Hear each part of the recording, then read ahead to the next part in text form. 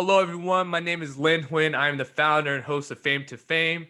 We're here today with one of my favorite hip hop artists. He was one half of the early 2000s hip hop duo sensation, Smilez and Southstar.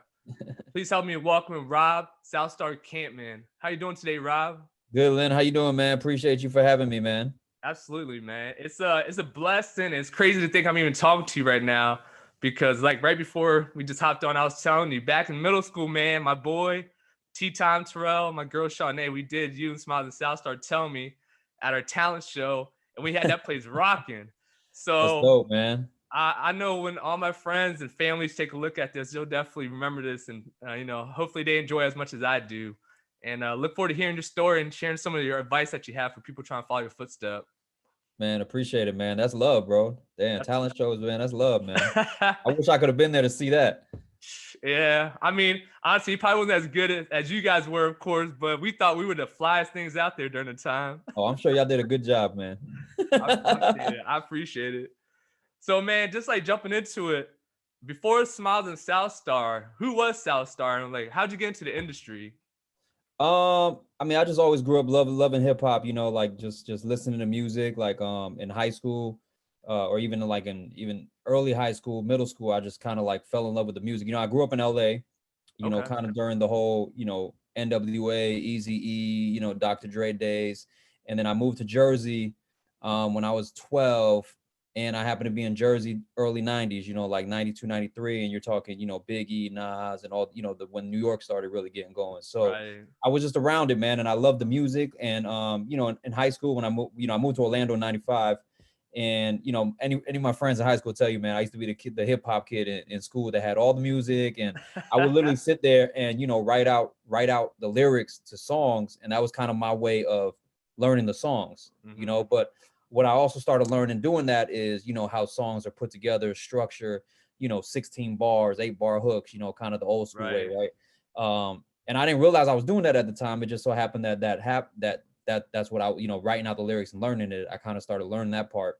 As far as music, man, like when I graduated high school, I got into doing kind of like marketing promotions, like street team stuff for hip Okay. hop labels and nightclubs, and that kind of got me in the nightlife scene in Orlando Okay. at the time, and being around hip hop, all the hip hop concerts, all the shows, knowing all the DJs, being at all the events and parties.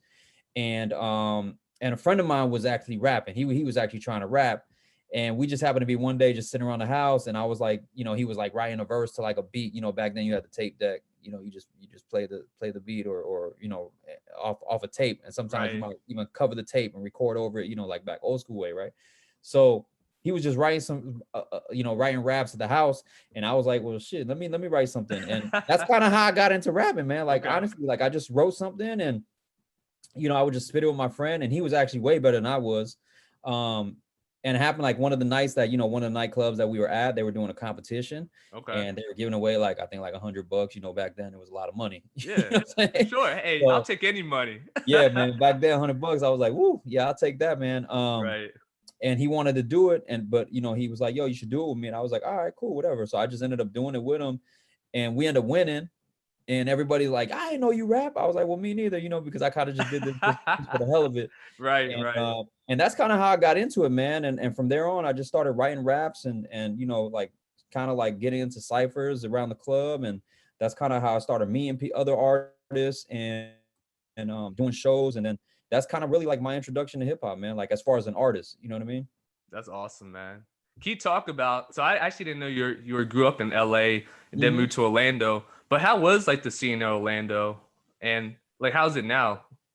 Now it's crazy. I mean, Yeah. back then, you're talking like late 90s, early 2000s. Mm-hmm. Orlando's kind of a melting pot, right? A lot of people, Mm-hmm. there's people that are from Orlando, don't get me wrong. Right. But, Right. back then it was a lot of the people were migrated here, Mm-hmm. either from a lot of people from New York, you know what I'm saying? So like back then it was like really heavy New York influence, Right. like music. And if you think early 2000s, late 90s, I mean, hip hop was really, New York, LA, Absolutely. Chicago. Atlanta wasn't even really what it is now, Yep. back then, because Atlanta at the time was really like, what, Outkast, Goody Mob, and Right. it wasn't until early 2000s, mid 2000s that Atlanta became, the mecca of hip hop.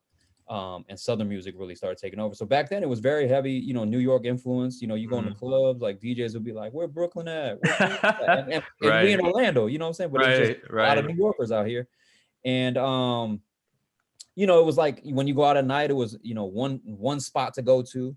Right. Everybody was there. It was like, oh, we want to go hear hip hop. All right, well, we gonna all be at this place. So, Yep. now if you come out here, man, it's dope to me because it's like it's grown so much. And a lot of the old heads that been out here a long time, we when we run in, we talk to each other. We like, man, you remember them days when we used to we had one place to go to. They didn't want us downtown. They Right. didn't want Right. downtown. And now to think that, you go everywhere you go, hip hop's being played. It's a So lifestyle, man. You turn on the television, you yeah, drive man. around, like you hear it everywhere now. Yeah. Yep. Totally different. So yeah, I mean, it's totally night and day from what it was, or, late 90s, early 2000s. But Orlando's lit, man. Orlando's popping. There's a lot of artists from here that are doing well too. Right. And it's starting to kind of carve its own niche in the South. Absolutely. Yeah, I think hip hop is just going everywhere, man. It's like you said, Orlando. I feel like when people think about Orlando, they think about Disney World, they think about the Orlando Magic. But now with hip hop, it's everywhere. It's not only within the States, but throughout the world. Yeah. Especially with like social media nowadays, people are being discovered just anywhere. Unlike growing up where you were, you actually had to have someone find you, go in the studio. But now anyone can just get on and just if you have it, you're gonna be found. So Oh yeah, it's different nowadays, man. I tell you, I wish we had social media back then, man. yeah. Hey, you But guys didn't really need it, but imagine it. I mean, you guys would have been even bigger. yeah, if we had social media back then, man, it would have been Yeah. definitely different. Pros and cons to everything, man. Pros Yeah. and cons to everything. So Smilez and Southstar. I think before then, like you kind of said, you kind of did your own thing and you kind of got into it. How did you meet Smilez and how did you guys come together as a group? So of course, when I started getting into music and actually, going to the studio recording and, being around the scene, the hip hop scene in Orlando wasn't that big. Everybody kind of knew each other. If you Right. rapped, you did music, you were a producer, like everybody kind of knew each other. And a lot of times, like me and Smile, like I just met Smiles by going to shows and he was opening up. Right. And same thing, like he might be at a show and I open up. And like I remember first time I seen Smiles perform, I was like, yo, he's dope. Like I remember talking to him and I was like, yo, we need to get in the studio together. I think you're dope. And he was like, yo, you too, we got to link up. And we had said this for like a long time, like 6 months, a year or whatever. Right. And never really happened. Like how it is, man. You'd be like, yeah, let's do it. And it just kind of, never really comes to fruition. Right. And our producer Dakari, who's the one that produced most of our first album. Right. He I used to actually play ball with him. So we were at the gym one day and I happened to be like, we were playing ball and then I happened to be talking about a show that I had did, that there was like an altercation and everything during the show. And I was talking to like one of the other guys there and he was like, oh, and then he jumped in, he goes, oh, he's like, what do? You produce or something? And I was like, nah, I rap. He was like, for real? Because of course he's probably looking at me like, you like, Asian, like it's rare, especially back then, even more. So he was like, for real? He was like, yo, spit son. And I was like right now in the basketball gym, like while we hooping? All right. So I just like a quick 16 or whatever to him. And he was like, that's dope. He was like, hey, after we ball, come with me to the car. I want to play you something. And I didn't even know what he did. All I knew him at the time and all he knew me from was we would be at the gym Monday, Wednesday. Just balling, right? Play ball. Right. So after we finish hooping, I get in the car, he starts playing me these beats. And I'm like, man, like this, and back in those days, when you coming up and you're trying to find producers, man, a lot of times you find like, you kind of come up with the producers. Right. You don't really get in the studio. You don't really find someone that's like, been doing it along. It's like a really seasoned producer. And like his tracks, like when I listened to him, I was like, yo, these are like radio records. Like these are like seasoned production. And he was like, yeah, man, I'm like the in-house producer at Transcontinental, which was Luke Perlman's label. Yep. And so all of us knew Transcontinental. He's like, yeah, I work out of the studio. That's like the studio that everybody want to go to but can't get in. And he was like, yo, if you're free tomorrow, come by the studio. I want to actually introduce you to a couple other people that I'm trying to work with. And I want to maybe put you guys together on a track, and he happened to mention Smilez and another guy. Okay. And I had told him, I was like, yeah, me and Smilez is cool. Like we know each other. We've been wanting to work together. So he was just like, yeah, just come through the studio tomorrow, 5:00. I was like, cool. So I went there. Smilez showed up. The other guy actually didn't show up. So it ended up just being me and So Smilez. it's supposed to be 3 guys? Yeah, so it was supposed to be a third guy. Oh, okay. But he never showed up that first night. And then right when we got there, Dakari was like, yo, write something to this beat.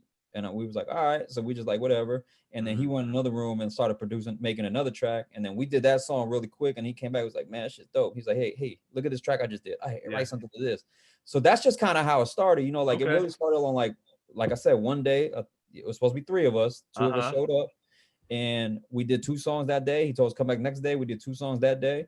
And we just started working. Like and the next thing you know, we in there like, 5 days, 6 days a week. Right. At night, just kind of working. And after we had so many records, we was like, man, we should just do this shit together. Yeah. That's awesome. I did not know that. I didn't know there was supposed to be a third one. I'm trying to think, if it was a third one, how would that look like? I don't know.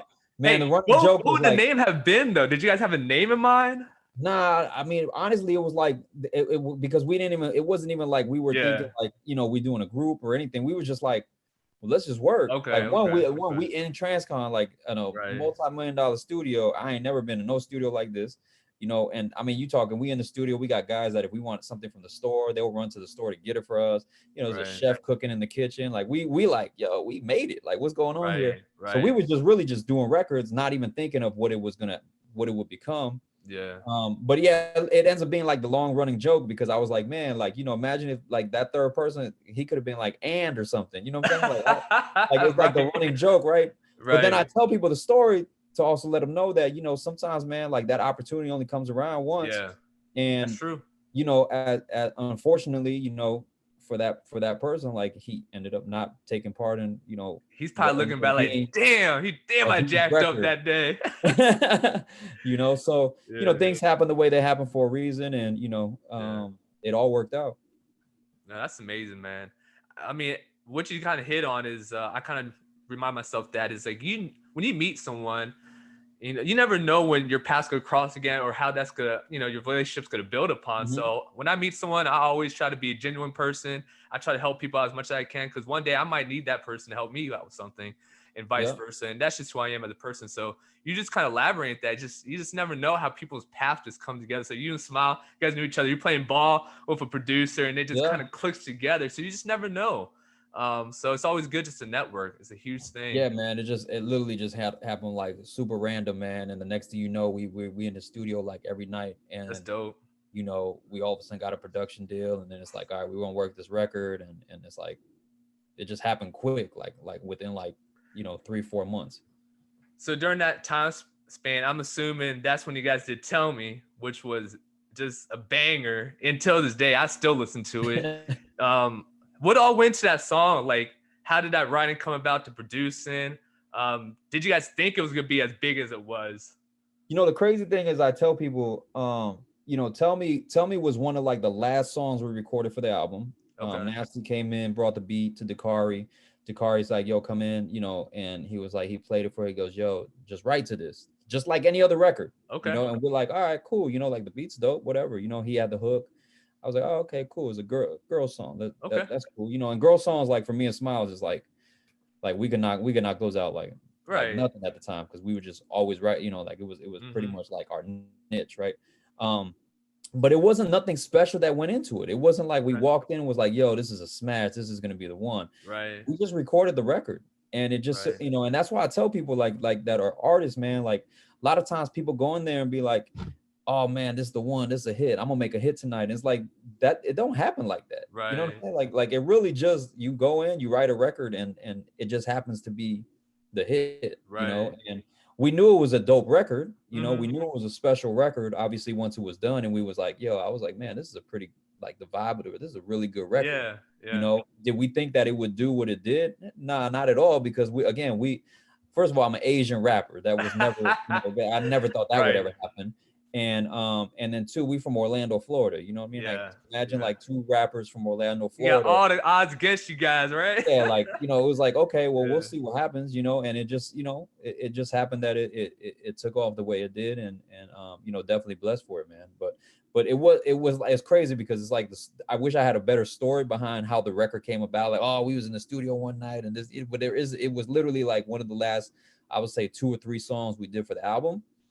And it was a dope record. Like when we Right. finished it, we was like, this record is dope. Like it's fire. Like we didn't know it was gonna be a single because at the time I don't even think we had our deal yet at the time. Okay. So we didn't even know we were doing an album or anything like that. I Right. think we were just doing You records. guys are just in the studios, right? Just cranking it Just out, just making doing songs. you know, and again, not even thinking, you know, where is it gonna go? Like, is it gonna, you know, because you know, we done records and we Right. can go out Right. there and play it here, but it's like, how are we gonna get it to the rest of the world? You know what I mean? And so not Right. even really thinking about any of that, and it just kind of came about, and you know, once the record got out there, the thing just caught on fire. Like it just went on. It had a life of its own, and we almost were in a position where we were like, holy shit, like this Yeah. thing really happening. Night Like, and you know? day, right? It just Yeah, takes like one. we were doing shows because we had our first single was called Who Wants This? I remember that, And yeah. and we were like on the road, you know, promo tour, like, you know, not getting paid for shows, just kind of just going to radio stations. Right. We were on tour with Beanie Man, you know, Okay. opening up, you know, not even getting paid. Like we were just, you know, promoting. Right. You know, Right. like we were on per diem. The label was paying us like per diem, and we was like saving our per diem because it was like, man, I got, you know, it was like $7,500 a day, whatever per diem. Right. Like, Right. so that's for food or everything, you know. So sometimes we're like, man, let's eat cheap lunch, you know, and dinner today, and tomorrow we go ball out. You know what I'm saying? Like little stuff like that. Right. And we were just doing it, you know, just on, but we were just happy because we was like, yo, we on the road, like seeing the country, Exactly. you know, performing with Beanie Man, and Beanie Man's now our homie. Like, you know, That's dope. like we're friends with Beanie, and not even thinking anything, you know. And you guys were just enjoying yourselves, man. You guys we were just having a good time. And Tell Me came out, and the next thing you know, we start noticing the difference, like when we do shows, you know what I'm saying, or when we're walking around, like people are like, hey, and they're coming up asking for autographs, taking pictures, and you like weird, like, you know, like nobody knew us just a month ago, right? You know? And then, you know, we would do the shows and come out, and if people would be like, just stand there and watch, and be like, oh, okay, cool, you know, whatever, all right, they would just get ready to get it for Beanie Man, and then it became, oh shit, and then they start singing the song. Like it's crazy, man, like how it just kind of just happened, right. Nah, that's crazy, man. I mean, I still do it to this day. I go on YouTube sometimes. Everyone kind of goes in, decides search around. I always search you guys still to this day. And one thing that really pops out to me, I remember you guys performed on Soul Train to Tell Me. You guys are 106 in Park with AJ and Free. You're down in the basement with Big Tigga. Big Tigga, low key, is nice on the mic too. When I watch all that, man, that even gives me chills because, like you said, you kind of honed on it earlier. It's like being Asian, you know, it's rare to see Asian rappers and artists in the industry, but especially back then, it was probably just you and Jen. Like, how was that experience, like, with that fame that you guys had at the time, and how was it being Asian? Did you ever feel like it was ever a challenge for you, or did you ever felt doubt because of it? Oh, definitely, man. The thing with me is, you know, I grew up playing basketball too, so you know, basketball is also not, you know, that I call it. I mean, basketball is a black. What a token was. I mean, listen, basketball is a black sport. Rap is a black sport. You know, so, you know, and now today it's a lot different, right? Like social media and all that. Like it's so many different ways to get to the audience. But back then, I mean, Eminem was like the only white rapper. Like, you know, you had a couple Latino rappers, and you had no Asian rappers, other than me and Jen really trying to do something. But it was a black sport. But I grew up playing basketball like that too. So for me, you know, I mean, I could see it, you know, just like in basketball. You know, I used to go to the park, and if you didn't ever see me play, you pick me, you'd be like, no, I'd be like, I got next. Right. And then when you see me play next time, you're probably gonna pick me up. You know, but that's just how. I already knew how it worked, and so it didn't really. I don't think I ever looked at it as it bothered me or anything. I was just like, it's cool. You know, it is what it is. I understand. You know what I mean? Like, honestly, like if it was me and I sit there, I'd probably do the same thing. Right. Not being disrespectful or anything, but I'd probably be like, yeah, let me get him. You know what I mean? Like, so it's just different for people. They're just not used to it, right? It's exposure. It's all about exposure.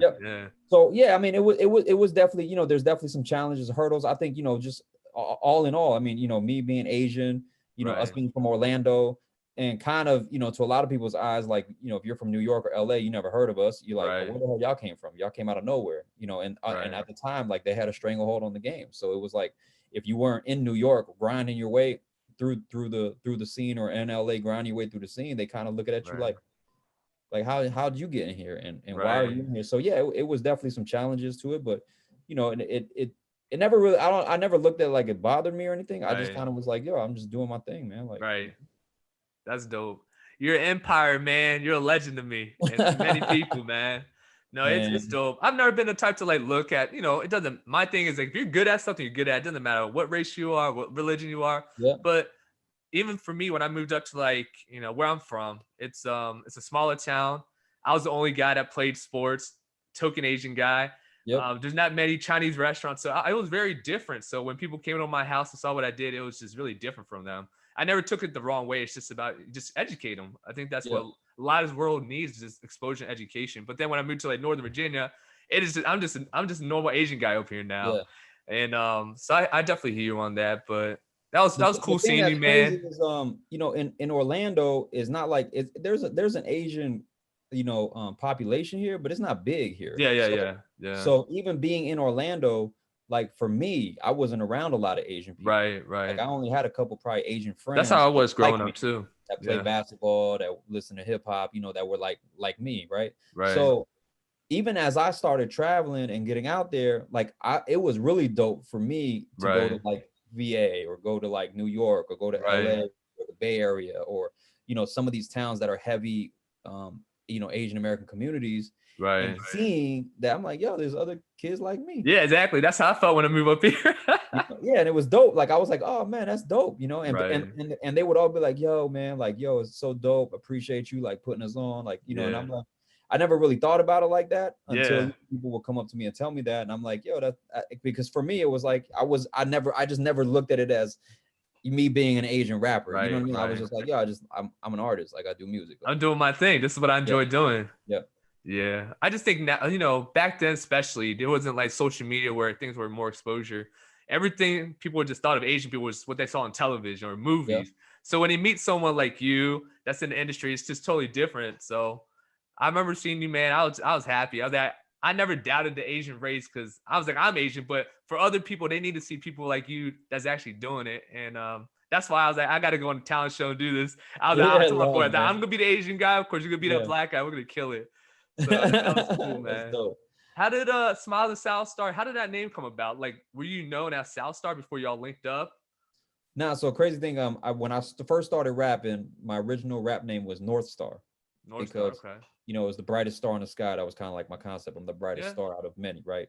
I had to change it to Southstar when we actually started doing that. Actually, the crazy thing is we recorded almost the whole album with me saying North Star, wherever. Oh, wow. Okay. And when we went to kind of file the trademarks and all the copyrights, everything for the name, right?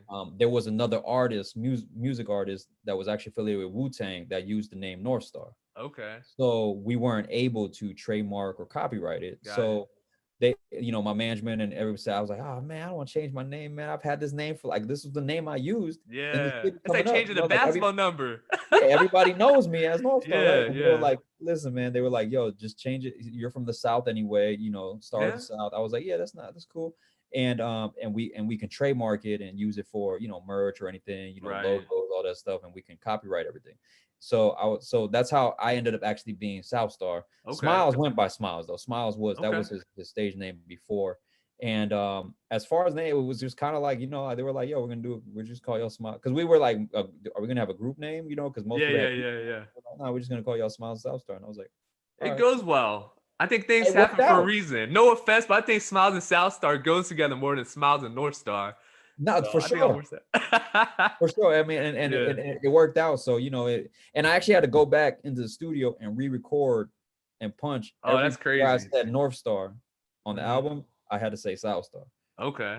And Smilez, wherever if he said my name too, he had to actually go back. Right, yeah, edit it. So I personally could actually tell when I hear the songs. Oh, really? Yeah, like I could tell the difference because I could tell like I punched in or whatever. But most people won't know any different. Nah. Sometimes we're the hardest critic on ourselves, so we kind of pay attention to those little things. But someone like me, man, nah, it sounds perfect. Well, so later on, like a few years down the road, a few years I should say, you met Jimmyboi, linked up with him, was part of the like Live to Hustle movement. Mm-hmm. Anyone who's Asian, I would say, definitely knows the Live to Hustle, Jimmyboi, TV Johnny at the time. And I remember you guys did a song with J Park and J Rise called Standout. Yep. I really loved that because when I first saw that, I was like, yo, these are like my favorite Asian artists on here besides Jin, and we need Jin on there. Yeah. But like, how was that experience with Jimmyboi? Like, how did you guys link up, and how was that whole experience working with them?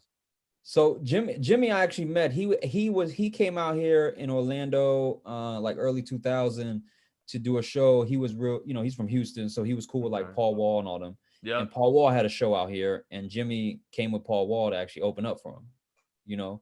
And my boy Tony, my best friend Tony, he was like, "Yo, there's this Asian rapper from Houston in town. Like, you want to Right. come with me?" I was like, "Okay, cool." So we went and literally met him at like a McDonald's, and we Yeah. just chopped it up, and we just kicked it. We just hit it off. Like, we were all, like, he was cool, and I was just like, "Yo, another Asian guy like me. Like, this is Right. so," Right. like, so. We just hung out that night, went to the concert, and then All-Star Weekend, I think, was coming up that year, or maybe it was close. And he Mm-hmm. was like, "Yo, y'all should come to Houston, man. Come during All-Star Weekend. You can stay at the house. We just kick it, chop it up." Right. And me and Tony were like, "Well, all right, cool." So we ended up flying out there All-Star Weekend, staying at his house, and that's kind of how we just built the relationship. In his house, he had a studio at the time, so we would Yeah. do like stuff here and there, and Mm-hmm. that's really how Jimmy and all of us kind of just met each other and just kind Right. of formed a relationship. Just really just being cool. You know what I mean? Like, Right. and networking and welcoming each other when he was in town, and we would go over there. And we just became like really tight, man. Like all over the years, and so and I have never lost really touch. You know what I'm Right. saying? That's dope. I actually went to Houston for the first time a few months ago. Actually, it was New Year's, and I had to go because honestly, what really hyped me was watching like Jimmyboi and you guys like being down there. I was like, man, that place looks lit. I was like, damn, it's COVID right now, but let me just check it out. That was probably one of Yeah. my favorite cities, man. The food's amazing. And I can Food's see why great in people Houston. like it. Shout out to H-Town, man. Food's great in Houston. Big Asian Yeah. community. Oh yeah. Super dope. Very, very welcoming. Yeah. The people show a lot of love out there. Um, Big city. You know what I Yeah. mean? Like I didn't really, realize how I'm a big it was, man. big It took fan like of literally 30, big 40 fan of minutes just to Houston. get across the Yeah, city. yeah, big fan of Houston, man. I got a lot of love for Houston. A lot of people in Houston, man. So shout out to Houston. Anybody over there listening? That's dope. And I had to stop by Johnny Dang's store. It was crazy, man. I was like, I'm gonna go there, just take a photo. I'm not expecting anything. I'm over here taking a photo, and the security guys like move out of the way. I'm like, what? I'm just taking a photo with the building. It has like him in the background. They're like, Johnny's here. I was like, nah. I was like, y'all messing with me. I was like, let me just chill here. And then I see a Lambo roll up. Yeah, And Johnny pops out, man. I lost it, bro. Like, I met a lot of people, man, but that was like really cool. It's like you said, man, with the song "Tell Me," it's like a lot of times things when you don't expect it, the best things happen. yeah, And like just meeting him was pretty dope. And honestly, immediately I thought about you. I thought about Jimmyboi. I thought about the whole crew right there. I was like, that's dope, man. I would never in a million years thought I would have met him, or even talking to you today right yeah. now. So it's cool. Nah, Johnny's cool people, man. Yeah. Johnny was really cool back then. Like we hung out like in Memorial Day weekend in Miami. He was actually in one of me and Smilez had a song called "You Know." He was actually in the I remember video. that. Yep. Happened to be in town that day, and he came in the video, and he was with his grill and With his everything. But grills. Do you have Johnny's one cool, by any man. chance? You get him make you one? Nah, I never got a grill, man. I never did the grill thing. Yeah, I hear you on that. No, that's dope. That's dope. So right now, are you still an artist right now? What's going on with your life right now? And I think I guess like forever I'll be an artist, right? Like right. like people ask me all the time. It's not that I'm like active, like Mm-hmm. I'm not actively pursuing a rap career. I kind of did that already. And in my eyes, like, me and Smiles, we're still a brand. Like if we really want to do something, we can. But both of us, Right. we're older now, we got kids, we got, think our priorities are different, Yeah, in yeah. life. So More um responsibilities, man. yeah. But I mean, just priorities. Like I enjoy the things I enjoy now were different when I was, in Yeah, my younger 20s. I'd rather spend time with my kids, you know what I I mean, feel than you. be on the road or touring and be gone for, Yeah, back then I would rather be on the stage in front of, yeah, shooting videos. Like now I'm like, man, video shoot, man, how long is that? Like that's like 2 days. That's tiring. Like that's a lot of time. yeah. But I don't think you'll ever take the artist out of me because I Right. still, every now and then I get the itch, man. I'm like, yo, maybe I'll drop a verse or maybe I'll do this. Yeah. But what I really enjoy doing now more than anything is consulting Okay. and mentoring. You know what I mean? Like I Yeah. kind of like younger artists that I think are dope, just kind of letting them know, what I learned in the game or, what I think, I don't know everything. You know, I Yeah, clearly, yeah, right? Like I don't know everything, but just kind of letting them know, you know, giving them advice. If they got questions, letting them hit me up like, hey, you know, nah, this is what I would do. You know, like I'm not saying it's the right thing or not. I'm just giving you my opinion. absolutely. I enjoy that. I think that's rewarding for me. Right. And I do a lot of other things, man, just outside of music, like, you Yeah. know, just that's not even music related. You know, I coach basketball. I run a golf league. You know, I've been playing That's golf dope. now You because I staying can't busy, play man. basketball like I can anymore. You know, so yeah, it's been cool, man. That's Life's good, dope. man. I can't complain.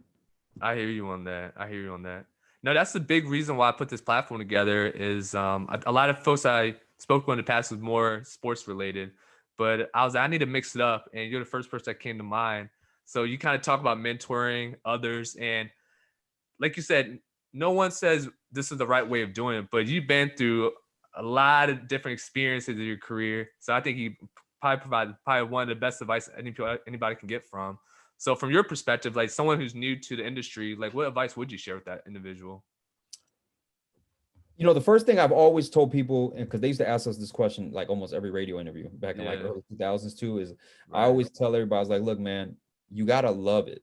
Like right, you gotta do if it's me if we're talking whatever it is, you know what I'm saying? Like right. whatever it is that you're doing, like it's not even just about music. This goes for anything. If you want to be a Yeah, basketball player, if you want to be a baseball player, you want to be a football player, you want to be a artist, you want to be a producer, you want to be a videographer, you want to do podcasts for a living. right. You gotta love it, Yep. you know, because you loving it is gonna negate all the stuff that you're gonna experience along the way that are Hmm. gonna that's gonna make you not want to do it, Right, like the negativity or the hate or oh you know you're putting records out, people not supporting, not listening to it, right. people not streaming, oh, I'm not getting the views, I'm not getting the likes, oh I don't Hmm. want to be in the weight room, I don't Right. want to work out, I don't want to do it, you know what I mean, like whatever it is, right? Like but because you love it, you're not doing it for Yep. satisfaction, you're Yep. not doing it for instant gratification, like when I did music, I loved it. And that's Right. why I say it's a little different for me now because I don't know if I necessarily love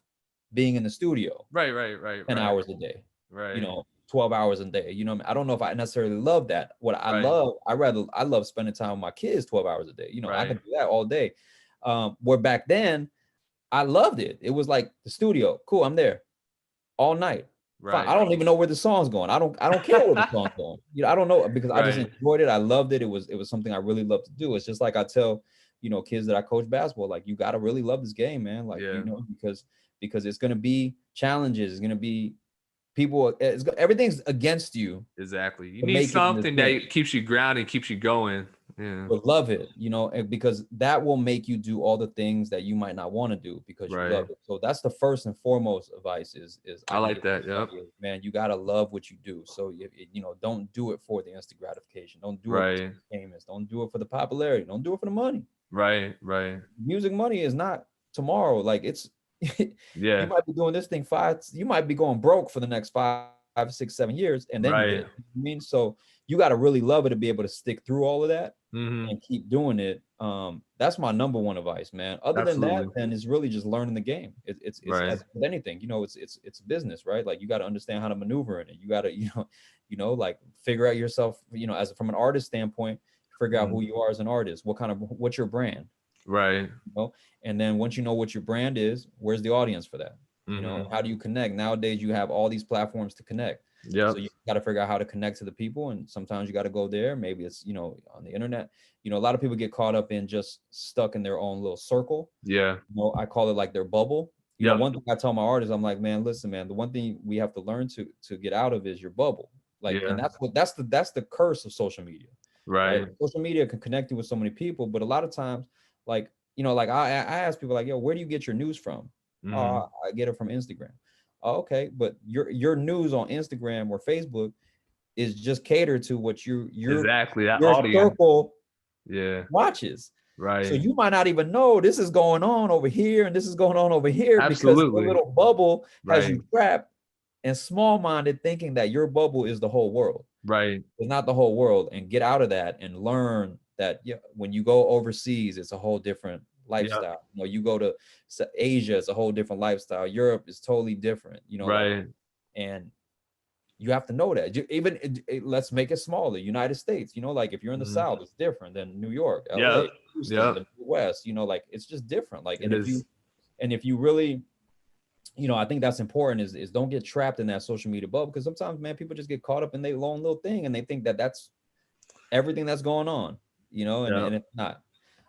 So love it, and then just really really learn the game, understand your audience, and realize that the world's much bigger than your Instagram. Absolutely. Hey, you hit it on nail, man. I think I don't know what else to say to that. You pretty much covered all of it. No, I agree. Like you said, it's not even just the music industry. It's everything that you do. You gotta love it, because there's gonna be so much ups and downs along the way. But what keeps you going is that the gratification that you're actually doing it because you don't care what people think. You're doing it because you actually enjoy it, and that's what keeps you Yeah. going. And like you Especially said, with man, social media nowadays, man, because it's it's like the negativity comes right away. especially It's with not, social media. yeah, you know what I mean. So Yeah, it's like you start hearing, oh, this is whack, or this is it. People try to bully you online. It's like, but the thing is, like if you love it, you're not doing it for them. yeah, So exactly. do it for yourself. Yep, Like do it because you love it. Don't do it for anybody else. There's an audience for everything. That's yep. one thing I've learned. It don't. There's music I don't like. Right, I don't right. I don't listen necessarily. I don't listen to country music. Mm-hmm. Like if you ask me, does country music suck? I'd probably be like, yeah, country music sucks. Right. But how do they sell millions of records? Because there's an audience There's for an it. audience for it. You know what I Yeah. mean? So there's an audience for everything, and it's Mm-hmm. just finding your audience. Absolutely. I like that. Hey, going to some fun facts, and you kind of touched on this a little bit, but traveling at the time, you guys were traveling all over the place. What's your favorite place that you traveled to? And I'm kind of putting this down on my list of places to go to, by the way. Like, Man, musically, man, I mean, it was dope to go to Jamaica to okay. perform out there with Beanie Man in Kingston. I mean, I don't know if it would be like, the ideal vacation place or anything like Right, that, but right. being able to go to Kingston, Jamaica and, do a concert out there with Beanie Man in Kingston and That's see the dope. love that they give you. And we Yeah. in the middle of Kingston, like in his house, like, hanging out with the people. That was really a dope experience. Canada's always fun. I always love Toronto. Toronto's probably one of my Yeah. favorite cities in the world. It was dope to go to Hawaii. We were able to go to Okay. Honolulu for Pro Bowl 1 week, and I was Oh, that's born there dope. too. So it was Okay. great because I hadn't been back in like years. So music got me back there to go visit. That's dope. That was dope. Did you guys go to like Asia, like Europe at all? We never went to Asia. We didn't do Europe either. Okay. Because we were working actually on Europe, like to Okay. get over there next. But it never really came to fruition. So we never really went there. It was primarily North America, and obviously Jamaica. Right. You know, um, Those are some dope places, man. Anywhere by the water, I'm down for that. I Some warm love the weather. water, man. You can put me by any piece of water. I'm good. Exactly. I'm good No, to that's go. dope, man. You always think about, people think about the fame and glory, but I think about, man, I'm trying to talk to you and get some nuggets about your traveling experience. Like you traveled all over the place, man. I think that's experience that not many people get to experience. And it kind of talks about people who just have a tunnel vision. It's like sometimes they get so stuck on where they're at, just even where they live at. It's like there's so much more to this world. You just got to Yeah, it's go crazy, man. expand Like, yourself. I've been to Europe, I've been to Paris, I've been to Rome, Yeah, I've been to, obviously Puerto Rico, Jamaica, right. Costa Rica, I've been to Brazil when I was younger, I've been to Mexico, Yeah, Canada. I've traveled somewhat, I've been to Shanghai, yeah, in China. So it's dope, man. Like when you get out and you get to go. I mean, if there's one thing I would tell people definitely to experience in their life, man, travel. Like go yeah. to different places, that random places that you might not think you want to go. Hmm. Go because it's dope to see how it is everywhere else, man. Like, Right. because it really is. Like you go to China, like it's different. Hmm. Life is different over there. Right. You go to Jamaica, life is different over there. And you go to Europe, it's different over there. Like Right. it's really dope to be able to just travel and see how the world is, because Yeah. it does give you a different perspective on, overall, on life and overall in Absolutely. general. So, yeah, anybody that gets a chance to try. I mean, COVID, I know it sucked the last year because, not a lot of Yeah. people have been traveling as much. Once things But start opening up, man, people be flooding out yeah, everywhere. yeah, I'm hoping that they open up soon, man, because I'd like to do some traveling, man. No, that's dope. So you guys were really, the 2000s, you guys were killing it, man. during that time, is there anyone when you reflect back was like, I wish I would have done a duo with them? And who's someone you listen to now? Some artists. Uh, I was a big Ja Rule fan back then.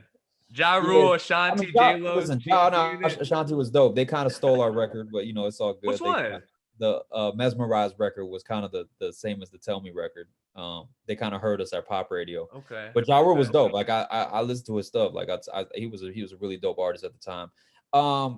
I don't know if there's anyone like in particular that I wish that we would have collaborated with, because honestly, I was pretty much open to anybody. I mean, my dream collaboration would have been Jay-Z. That's my favorite artist. Yeah. And also maybe to be able to work with like Snoop and Dre or Eminem and 50 at the time. Because Dre is like my favorite producer of all time, and then Jay-Z is my favorite artist of all time. So those will probably be like my dream collaborations. As far as artists today that I listen to, I mean, you're typical, your Drake, your Kendrick, your J. Cole's, those are kind of like my faves. I really like Roddy Ricch. I think he's dope. I think Lil Baby's dope. Yeah. Um, Just whatever there's you're a lot of feeling, dope right? artists, Whatever man. vibe you're feeling.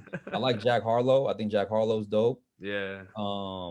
It's a lot of like dope. There's so many artists nowadays. There is. So it's kind of like because the platforms now, everybody can get their music out. So how do you stand out, and how do you stand out from the crowd? Because it's so much music out, and so many artists now. But no, I mean, I like a lot of new guys, man. I like the baby's dope. Cardi's obviously dope. So music is good, man. It's different, but it's not supposed to stay the same. You know what I mean? Yeah. It's anything in life, man. It's just fashion, music, everything just changes and it recycles. Yep. Yeah, man. It's not supposed to. I know a lot of the old heads will be like, hip hop ain't the same. Or, I'm like, yeah, but it's not supposed to stay the same, because if it stayed the same, we'd be still talking about a hip hop, hip hop, we wasn't rapping like that in 2000. You know what I mean? Like, because it was, we had to progress, and that's kind of just naturally, hip hop. You got to progress. I mean. It's cool that some of the older artists are still around and still relevant. And the thing is, with hip hop, the cool part about hip hop now is it's a lot older. It's been around longer, right? So there's older guys or older fans of hip hop. Where when 2000, like the oldest fan of hip hop was probably like 30. You know what I mean? Yeah. That's true. That's true. Because hip hop was what, 79. So you're thinking like in 2000, 30 years old maybe. Yeah. The oldest listener, 30, 35 maybe. You know what I mean? Now you got people in their 50s, early 60s listening to hip hop. That's true. So the audience is bigger. It's a lot more people. So listen, man, there's room for all types of music, man. I might not be a fan of all the young people art music. But that's what the young people like. My son listens whatever floats their boat. Yeah, my son likes that. So cool, man. That's for you. I'll listen to Jay-Z, or I'll listen to these guys. Exactly. Nah, that's dope, man. So you seem like you're really big into basketball. Even like before we started talking, every time I see photos of you and Smilez Southstar, you guys are in an all-star celebrity game. You said you coach. When I see you go on your page, you have a bunch of videos of you at basketball games. So like, who's your favorite player? Did you have a favorite player growing up? Were you a big Magic fan? I'm assuming. Nah, I'm a big Laker fan because Oh really? I grew up in LA, so I grew up watching Magic, Kareem. I'm a huge Laker fan, die hard. Magic will be my second team for sure. Yeah. First of all, man, much proud of the Sean Taylor jersey. That's fire. I appreciate that, man. Of course, had to represent. The Sean. Some people might not even know Sean Taylor like that. That dude was a beast, animal. If you haven't, YouTube him. Yeah, man, Sean Taylor was a beast. Yeah. Favorite players? I mean, like obviously, everybody has, Jordan. Growing up, Magic. I mean, Bird was dope, but I was more of a Magic Jordan guy. Kobe, Shaq. Those are those are my guys. LeBron is dope. I mean, you can't knock LeBron. LeBron's like one of the greatest ever. Oh yeah. A lot of guys, man. A lot of players. I just like good basketball. I like I don't know, when I watch basketball, I think differently because because I play it, and now because I coach it. Okay. I see it from like a different eye. It's not so much just about excitement or who's that. I just like, man, like sometimes I watch a guy like Luka. Luka's probably like one of my favorite new guys right now. Luka's like that guy's amazing to me. It's just because when I watch him play, I'm just like, yo, he's so smart. Like, he's not super athletic, super fast. Yep. But he just knows how to play the game the right way, and that's why he's out there doing so well, because he plays with such high IQ. So, a big basketball fan.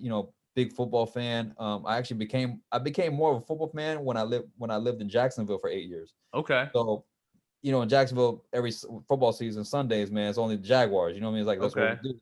So I ended up, becoming a Jaguar fan. Got season tickets. Man, you got to be a That doesn't good really big mean football much, fan. You had to huh? be a big football fan because no offense to them, but they were worse than the Redskins. Oh no! I mean, But that's that's when what you I'm know saying. you're a It's not. good fan. You're a I loyal mean, I'm a fan. proud Jaguar fan, man. Season ticket holder. We got Urban Meyer now. We're gonna get Trevor Hey, you're Lawrence. I think loyal, our fortunes man. are changing. Um, I respect that. That's but loyalty right there. but yeah, man, huge sports fan, man. Huge. Yeah, that's dope. That's dope. Hey, a bunch of Redskins are there now. The coach Jay Gruden, I think, still there, right? Then Chris Thompson.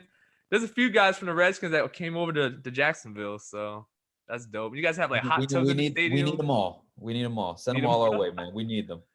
Those jerseys are fire. I wish the Redskins had those jerseys. I really do Well, like y'all the not even jerseys. the Redskins no more. Y'all need a team name first. Hey, we made it to the playoffs without a team I name, know. so Y'all need a team name, man. I don't know what's going on over that's there. how I was picking on my friends, man. They'd be hating on the Redskins or watching football teams. Like, hey, y'all lost to a team that don't even have a name, so it is what it is, bro. But no, Yeah. that's dope. Hey, man, it's been a pleasure talking to you. It's Friday night. I know you got family. I'm sure you want to spend time with them, so I don't want to take too much of your time. But again, appreciate it. It's a pleasure talking to you. Never in a million years would I thought I'd be speaking to someone I looked up to, especially doing your song in the talent show. So I can't wait to show all my friends this, let them know I caught Man. up with you. But with that being said, man, any final comments or anything you want to share before we wrap up? Nah, man, just appreciate you for having me, man. Anytime you want to chop it up, let me know. Keep doing what you're doing, bro. Like, consistency is key. So just keep doing what you're doing. And like I said, do it because you love it. Don't do it for nothing else, man.